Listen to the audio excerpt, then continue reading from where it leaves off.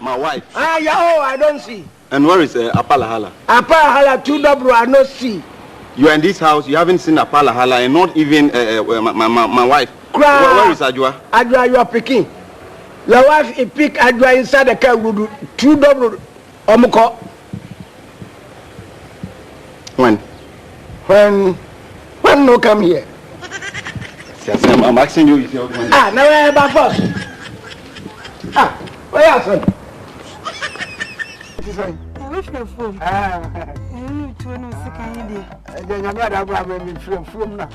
You be see it in Pomona, be home, uncle. Ah, yeah, I go. eh. I need to be in command of you, Woofy. I'm saying, yeah, I'm here fire now. Ah, you. I mean, Me cause what you maybe. oh, okay, check a crack. Ah, Papa. walk a phone. Ah, Eh, I know my minion now. on my mina. Walk a phone. Now, to see our papa, no water on Cacra. And here. Ah, you need to attack so. Maybe soon, I'm in the waka, and you put you for us to cry. Ah, I said, any secret to you. don't be sent to the name of Moja.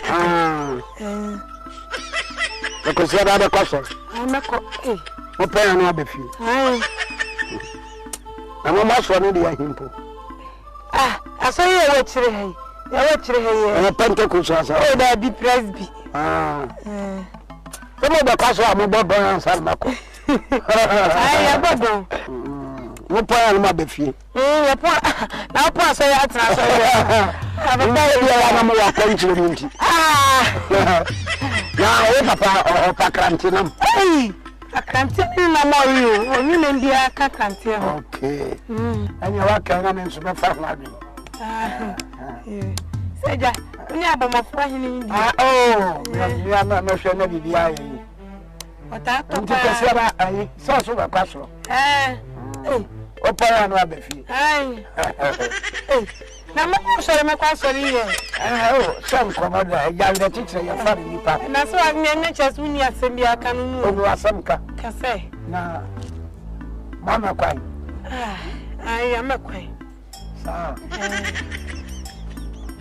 You send me a camera, me call me. Continue not send me a car. I said, I've never told you about it.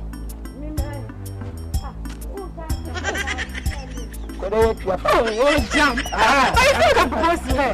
What you did? Come on, people propose so called. Ah, dear Cassandra, I love you. Oh, no, this person. What you mean, some number? No. Okay. I'll see you later. Bye bye. Yeah. Cassandra, I said tomorrow propose pie. Tomorrow they may propose pie. I'm doing why?